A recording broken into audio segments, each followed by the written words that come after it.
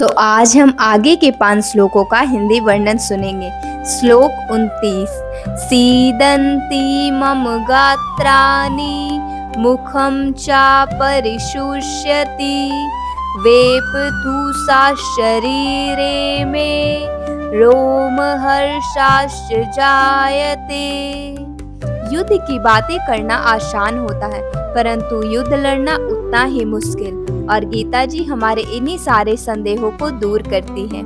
अर्जुन जी अपने ही स्वजनों को खड़ा देखकर उनके मुंह सूखने लगे, वे घबराहट में आ गए। हमारे साथ भी ऐसा ही होता है। काम के बारे में बातें करना हमारे लिए आसान होता है, पर जब काम करने उतरते हैं तो डर लगने लगता है काम छोड़ देने का मन करने लगता है।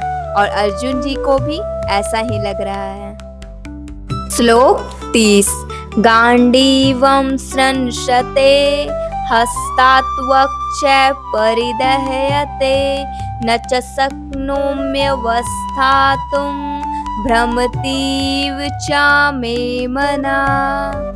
अर्जुन जी अपने दुख को बता रहे हैं। अर्जुन जी की दुविधाएं हमसे अलग नहीं हैं।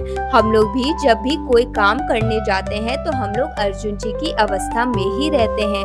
हमसे हो पाएगा कि नहीं, हम अच्छे से कर पाएंगे कि नहीं, इन्हीं सब दुविधाओं में हम फंसे रहते हैं। और अर्जुन जी की भी कुछ ऐसी ही स्थिति है। उनकी त्वचा जल रही है, उनका गांडीव हाथों से छूट रहा है, पैर शिथिल पड़ गए हैं, जिस कारण वो अच्छे से खड़े भी नहीं हो पा रहे हैं। श्लोक 31। निमित्तानि च पश्यामि विपरीतानि केशवा न च श्रेयो अनुपश्यामि हत्वा स्वजन्माहवे। विश्व का सबसे बड़ा योद्धा हताश है, उनका मुंह सूख रहा है, उन्हें सारे परिणाम उल्टे दिखाई दे रहे हैं, उन्हें चारों ओर अंधकार दिख रहा है, उन्हें लग रहा है कि विश्व खत्म हो रहा है और वो कृष्ण भगवान से मार्गदर्शन मांगते हैं। अर्जुन जी कहते हैं, हे केशव, मुझे सब कुछ विपरीत नजर आ रहा है और युद्ध में अपनों की जान लेकर मुझे कोई फायदा भी नहीं नजर आता। श्लोक 32। न कांक्षे विजयम कृष्णा न चा राज्यम सुखानि च किम नो राज्येन गोविंदा किम भोगैर्जीवितेन वा। अर्जुन जी यहाँ स्पष्ट रूप से अपनी बात कहते हैं। अर्जुन जी कहते हैं, ना मुझे विजय चाहिए और ना ही राज्य। अर्जुन जी कृष्ण भगवान से कहते हैं, हे कृष्ण, भोगों का क्या फायदा, ऐसे सुखों से क्या लाभ, मुझे ऐसा जीवन नहीं चाहिए।